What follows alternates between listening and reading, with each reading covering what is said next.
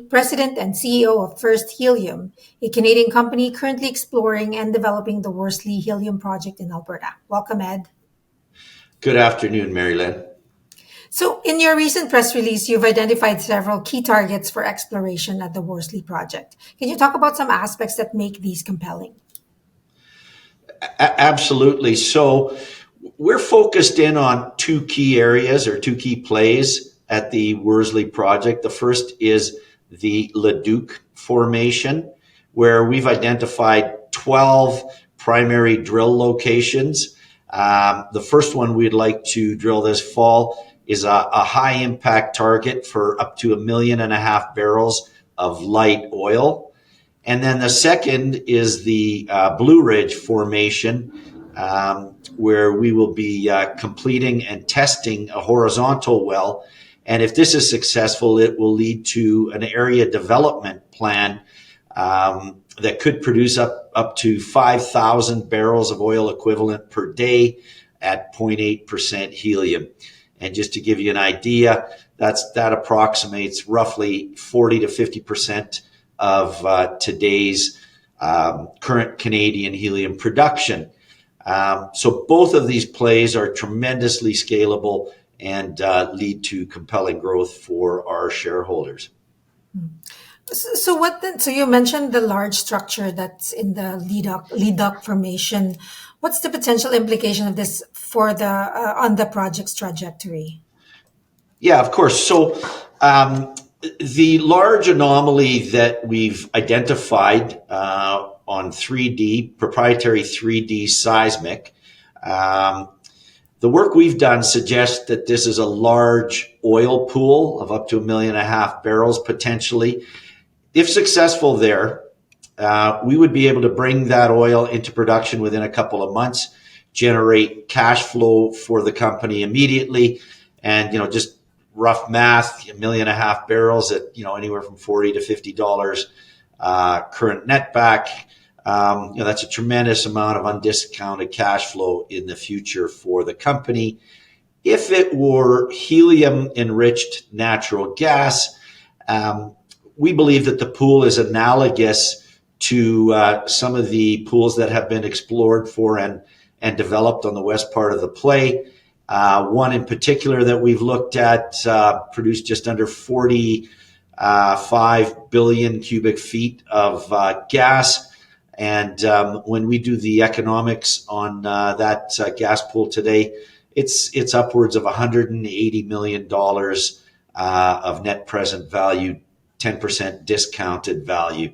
So tremendous upside on the anomaly. And of course, both outcomes would assist in our ongoing development of the Worsley project. So this probably is a good time to talk about the next steps for the project. Could you provide our viewers some of the details of what you're going to be doing next for that project? Yeah, the next steps pretty straightforward. We're going to complete a small equity financing that will allow us to do, two operations. The first one is to drill the large anomaly, as I alluded to earlier. And then the second would be to complete and test the horizontal well in the Blue Ridge formation. We'd like to undertake both of these operations this quarter, or at least into this winter drilling season. Mm-hmm. So let's talk about the helium market for a second. Helium has its traditional applications in the MRI and semiconductor industries, but there's some emerging applications that you might want to talk about. What do you see are those emerging applications and the growth areas for helium? Sure, Marilyn. Yeah, I think the biggest growth area will continue to be high tech, where we see a tremendous amount of future helium use in the artificial intelligence space, as well as the quantum computing areas. So that tech area will continue to grow. And then in terms of other interesting growth areas, space launches. So for both unmanned and manned, if you will, space launches, anytime we launch a satellite into space, for communications and other uses. Really, anywhere you've got to do a rocket launch, helium comes into play. And then when we talk about the transitional energy future, where are we heading in that space? Small modular reactors, in terms of their ongoing design, the more efficient ones will use helium as a cooling medium for a more efficient power generation.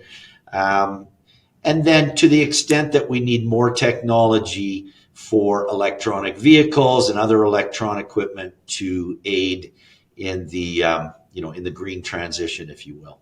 Mm-hmm. And as far as your company, what's the strategy for growth given this outlook in the market? So the key thing is we've got a tremendous inventory of opportunities on our existing 53,000 acre, 100% owned land base. So if we're successful in the Blue Ridge formation, as I talked to earlier, where we're completing and testing the horizontal well, we've got an immediate large number of follow-up drilling locations to drill. This will require more capital, and it may include us bringing into the equation a partner. And we've been talking to numerous potential strategic partners who could help us accelerate the development of the play. And then if we were successful in the Leduc formation, this is the larger anomaly, we've identified 12 primary locations there. That said, we see numerous secondary locations. And then we also have the balance of the eastern part of our land base where there's been very little exploration into this deeper Leduc, where we could shoot more 3D seismic and potentially add even more locations. So again, it really comes down to us taking these first two steps with the two operations this winter, and then growing from there, either alone or with potential partners on a strategic basis. And then I guess the last thing, Marilyn, is that the company is looking at and would continue to look at potential strategic acquisitions such that they made sense to our ongoing growth and business strategy. Well, thanks for taking the time again, Ed, to speak with me today and providing us some updates about your company. Thank you very much, Marilyn. It was a great discussion. I appreciate being here. Thanks. And thanks everyone for watching. Join us again next time for another edition of CEO Insights. If you like this video, leave us a comment or hit the like button below. And if you haven't already done so, subscribe to our YouTube channel for more exclusive interviews and executive insights.